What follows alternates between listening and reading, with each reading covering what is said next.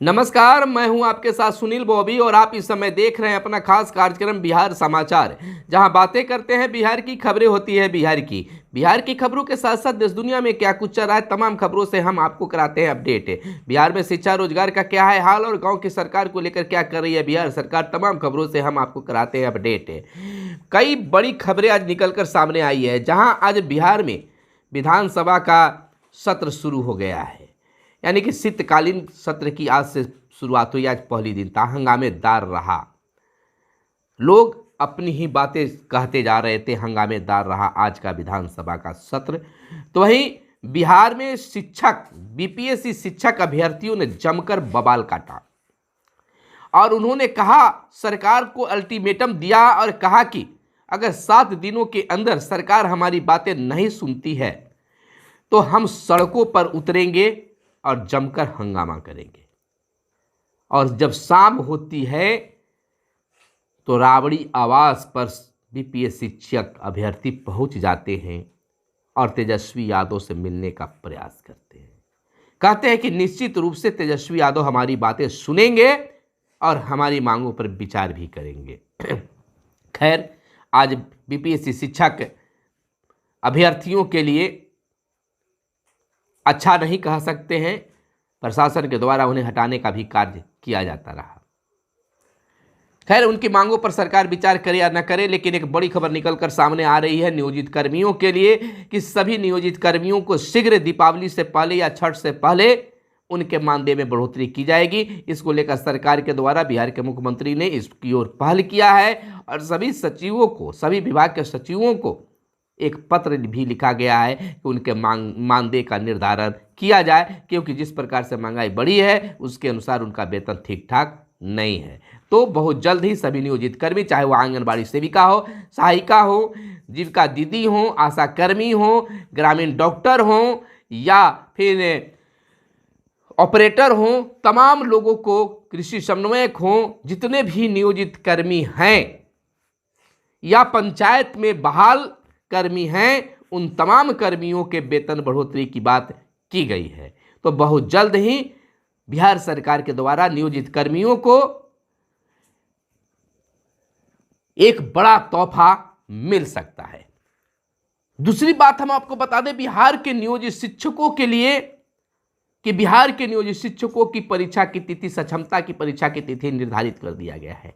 लेकिन उससे पहले हम आपको बता दें कि यहां 2 संगठन काम कर रही है। एक संगठन का कहना है कि परीक्षा नियोजित शिक्षक नहीं देंगे और दूसरे संगठन का मानना है कि हम विभागीय परीक्षा देंगे। अब इसी बीच उधेड़-बुन की स्थिति में नियोजित शिक्षक बने हुए हैं और सरकार की भी कार्य आगे की ओर बढ़ रही है। तो कुल मिलाकर कहा जा सकता है कि बिहार के नियोजित शिक्षकों को सक्षमता परीक्षा देना ही होगा। एक बड़ी खबर और निकल कर आ रही है कि जो हमने पत्र के संबंध में बताया कि सभी प्रधान सचिवों के बारे में लिखा गया है, तो इसमें पंचायत प्रतिनिधियों के भी हक और अधिकार की बातें भी बिहार सरकार सोच रही है। और बहुत जल्द ही बिहार के वार्ड सदस्य, सरपंच, पंच साहब और मुखिया जी के लिए भी बहुत कुछ खुशखबरी मिल सकती है। इधर हम आपको बता दें कि ललन सिंह का एक बड़ा बयान आया है, गन्ना में गड़बड़ी हुई है तो देश स्तर पर करा ले। यानी कि बिहार की जातीय सर्वे रिपोर्ट पर गृह मंत्री अमित शाह की टिप्पणी पर जदयू के राष्ट्रीय अध्यक्ष राजीव रंजन सिंह उर्फ ललन सिंह ने जमकर धो डाला, पलटवार किया। ललन सिंह ने कहा कि गन्ना की रिपोर्ट पर श्री शाह गलत बयानी कर रहे हैं। उन्हें अगर इसमें गड़बड़ी लगती है तो केंद्र सरकार देश भर में जातीय जनगणना करा ले। यह बहुत बड़ी बात है। अगली खबर हम आपको बता दें कि मध्याह्न भोजन, सरकारी स्कूलों में जो दोपहर का भोजन बनता है, मध्याह्न भोजन खाने वाले 11 लाख बच्चे घटेंगे। अक्टूबर में निदेशालय को प्राप्त रिपोर्ट में मिली जानकारी, हर माह औसतन प्रतिदिन 82 लाख बच्चों की आती थी रिपोर्ट। अक्टूबर में यह आंकड़ा 69.72 लाख तक पहुंचा। बच्चों के नाम कटने से आई है इसमें गिरावट। अगली खबर हम आपको बता दें कि 8 जिलों की ग्रामीण सड़कें अब चकाचक होगी। 11 कार्य प्रमंडल की इन सड़कों का होगा निर्माण व मरम्मत।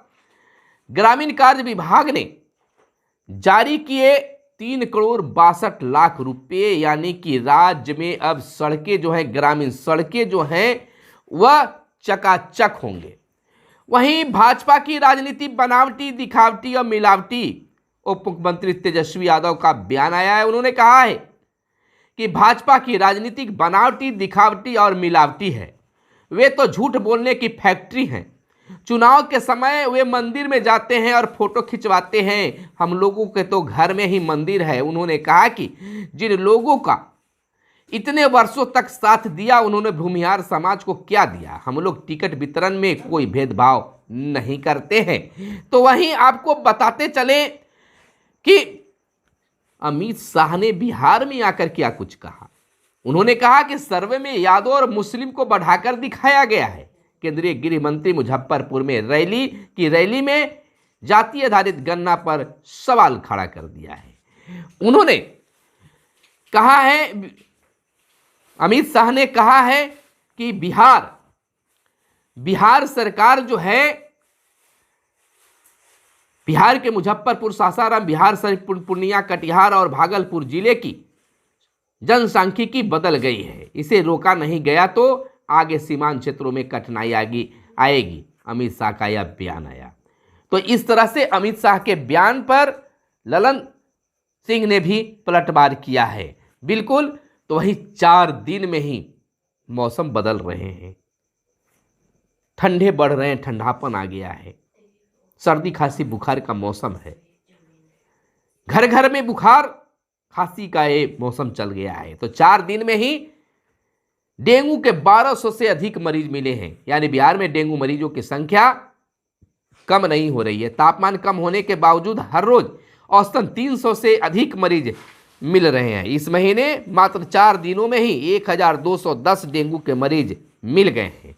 तो अगली बड़ी खबर हम आपको बता दें कि सासाराम यानी कि रोहतास, कैमूर और बक्सर में ज़्यादा जलती है पराली। जैसे पराली जलने से प्रदूषण का खतरा बढ़ते जाता है। कृषि विभाग के अनुसार पटना प्रमंडल में पराली जलाने के 92.36% मामले कृषि विभाग जिलों के लिए बना रहा है विशेष रणनीति। धान कटनी के समय पराली जलाने की घटनाएं बढ़ जाती है। जैसा कि आप जानते हैं कि दिल्ली में पराली के कारण ही प्रदूषण इन दिनों बढ़ जाता है और बढ़ भी गया है। तो अब बिहार में भी इस तरह की पराली जलाने पर रोक लगाने की बात हो रही है। पराली जलाने से में जो है रोहतास, कैमूर और बक्सर सबसे आगे है। आगे हम बता दें कि 21 शहरों के न्यूनतम तापमान में गिरावट आई है। 16.5 डिग्री के साथ गया राज्य में सबसे ठंडा रहा। पटना के तापमान में लगातार दूसरे दिन आंशिक गिरावट आई। आपको बताते चले कि बिहार के अधिकतर शहरों में लगातार दूसरे दिन न्यूनतम तापमान में गिरावट दर्ज की गई है। दरअसल पछुआ का प्रभाव बनने से यह कमी राज्य के अधिकांश जिलों में देखी जा रही है। हड़ताल पर जाएंगे बेल्ट्रॉन से बहाल कंप्यूटर ऑपरेटर। 28 और 29 को होगी हड़ताल। रविवार को दानी बीघा में दिया धरना। या औरंगाबाद से एक बड़ी खबर कंप्यूटर ऑपरेटरों के लिए आई है। तो वही जातीय सर्वे की रिपोर्ट पेश होगी। सत्र आज से शुरू हुई है, यानी कि होती, लेकिन बवाल का भेंट चढ़ गया आज का सत्र। आगे हम बता दें कि साइबर थाने हर सोमवार भेजे जाएंगे कार्यों का ब्यौरा। साइबर अपराधों की स्थिति और उन पर कार्रवाई की भी मिलेगी जानकारी। तो इस तरह से बेहतर प्रदर्शन के लिए बिहार पुरस्कृत PMFME के लिए खाद्य प्रसंस्करण के क्षेत्र में बेहतर प्रदर्शन के लिए बिहार को पुरस्कार मिला है।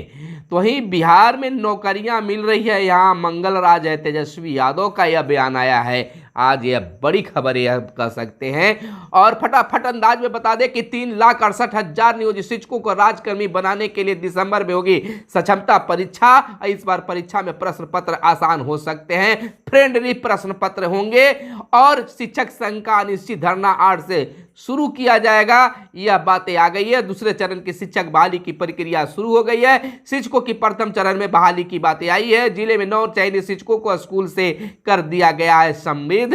शिक्षक नियुक्ति की बात है। और PhD पाठ्यक्रमों की 316 सीटों पर प्रवेश प्रक्रिया शुरू कर दी गई है। तो वहीं हम आपको बता दें कि मेधा छात्रवृत्ति के लिए पिछले सत्र में 41,797 ने दी थी परीक्षा। इस वर्ष अब तक 11,788 ही रजिस्ट्रेशन हुए हैं। और इधर बीएड डिग्रीधारी के लिए हम बता दें कि बीएड डिग्रीधारी भी बनेंगे 6ठी से 8वीं की अध्यापक। तो वहीं हम आपको बता दें कि 1,20,000 रुपये से अधिक नहीं ले सकेंगे अब डीएलएड के लिए फीस। तो यह थी आज की खास प्रमुख खबरें जो आपके लिए खास खबरें थी। फिर मिलते हैं अगले वीडियो में, तब तक के लिए दीजिए इजाजत। धन्यवाद। जय हिंद, जय भारत, वंदे मातरम।